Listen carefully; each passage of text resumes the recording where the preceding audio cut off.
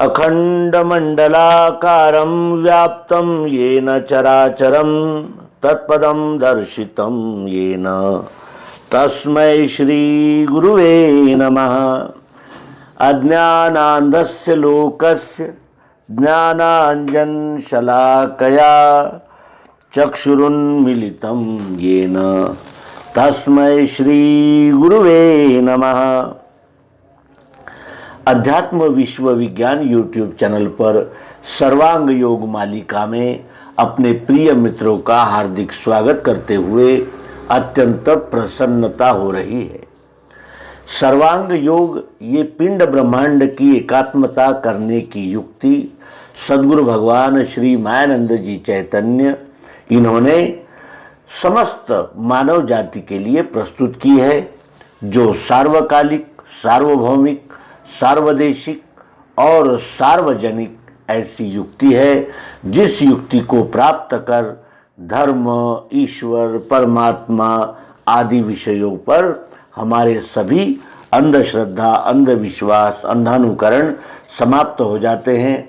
जीव संशय भ्रम से मुक्त हो जाता है और वो कृतकृत्यता का अनुभव करता हुआ इस विश्वरूप परमात्मा की सेवा में संलग्न हो जाता है।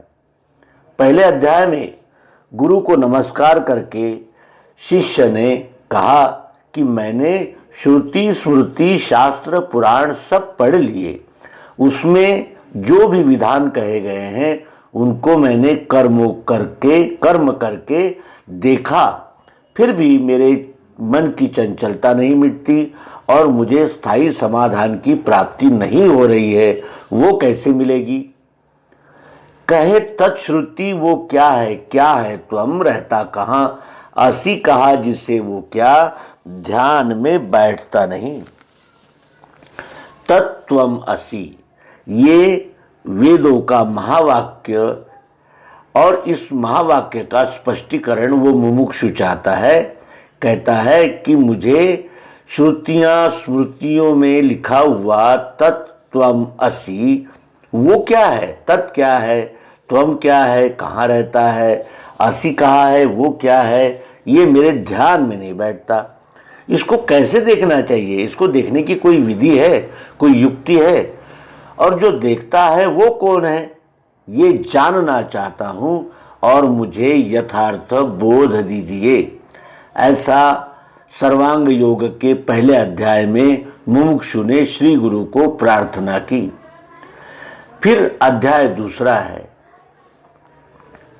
यह प्रश्न मुमुक्षु का सुन के श्री गुरु कहें, लक्ष्य सिद्धांत का जो सो निश्चयार्थ स्वरूप के, यही विज्ञान की रीति साक्षात्कार स्वरूप का, इसी का बोध होने से दृढ़ निश्चय है मिले, जड़ चैतन्य की ग्रंथि छूटने का सुमार गए, बता से अपने आगे रखना भूलना नहीं, फिर वे सूक्ष्म दृष्टि से देखना बोध के लिए, हिये में बोध होते ही मुक्ति है ब्रह्मजाल से।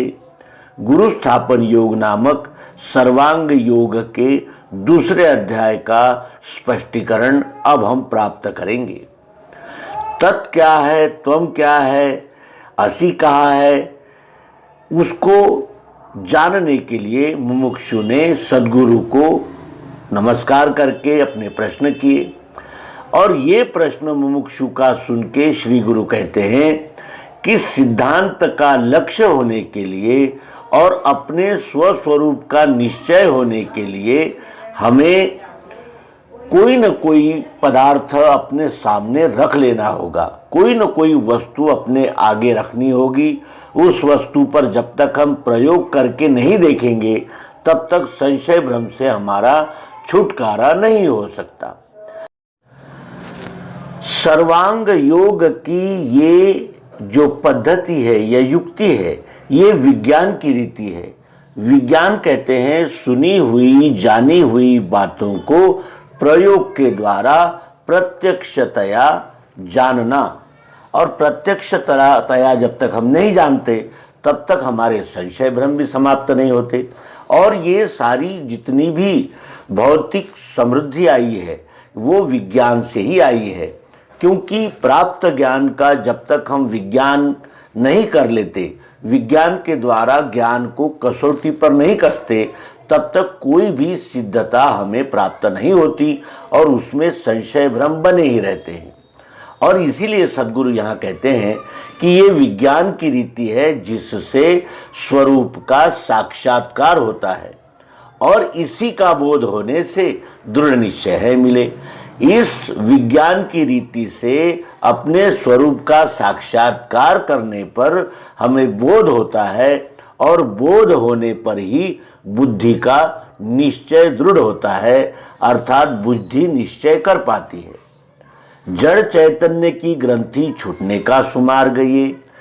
जड़ और चेतन, कुछ लोग इस विश्व को जड़ कहते हैं, कुछ लोग चेतन कहते हैं, लेकिन वस्तु का जड़ और चैतन्य ये यानी जिसे कहते हैं कि चक्राकार घूमने वाला यानी चक्र है। जैसे एक वस्तु उपयोग में नहीं है अभी वो जड़ है, जब उपयोग में आने लगती है तो वही वस्तु चैतन्य होती है।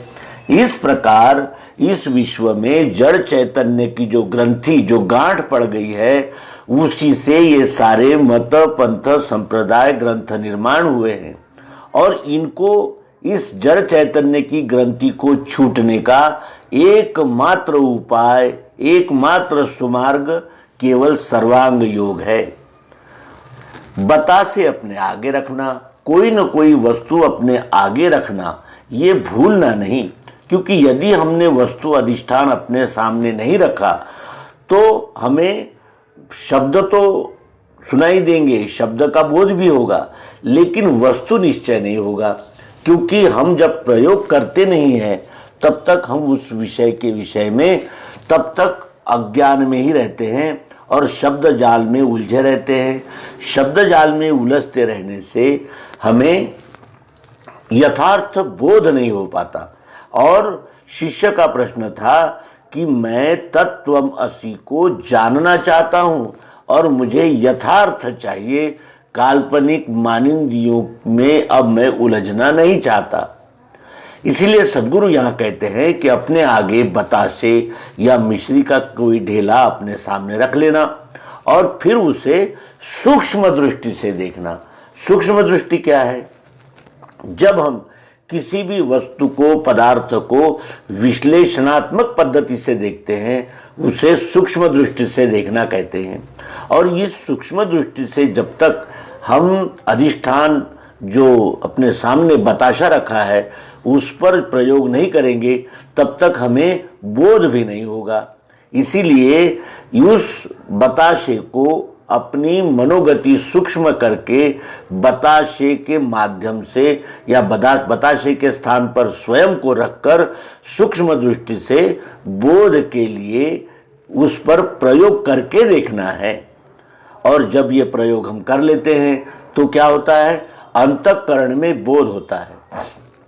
मन बुद्धि चित्त और अहंकार ये हमारे अंतःकरण है।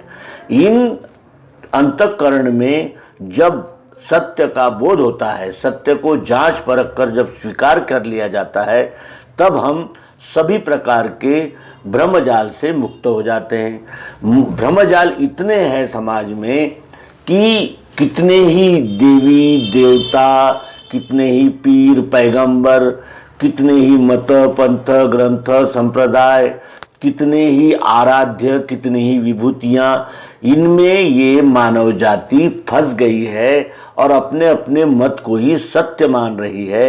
इस प्रकार का अनंत शब्दजाल भ्रमजाल फैला हुआ है और ये ब्रह्मजाल तब समाप्त होता है जब हमारे अंतःकरण में सत्य का बोध होता है। और सत्य का बोध वैज्ञानिक दृष्टि से ही होता है। विज्ञान की रीति से बताशे पर जब हम प्रयोग करेंगे तब ही हमें बोध होगा और बोध होते ही फिर मुक्ति है ब्रह्मजाल से। इस प्रकार सर्वांग योग का ये दूसरा अध्याय गुरु स्थापन योग समाप्त होता है। तीसरे अध्याय से हम क्रमशः पिंड ब्रह्मांड की एकात्मता सद्गुरु युक्ति के द्वारा जानेंगे। हम अपने मित्रों से बार बार अनुरोध करते हैं, आग्रह करते हैं कि वे सर्वांग योग मालिका को आरंभ से अंत तक व्यवस्थित देखें, समझें और उस बोध के द्वारा अपने सभी अज्ञान, अंधश्रद्धा और संदेहों का निराकरण करें और हिये में बोध होते ही मुक्ति है ब्रह्मजाल से, इस सद्गुरु वाक्य की प्रचिति लें। धन्यवाद। नर्मदे हर। सद्गुरु भगवान की जय। विश्वरूप परमात्मा की जय। ओम शांति शांति शांति।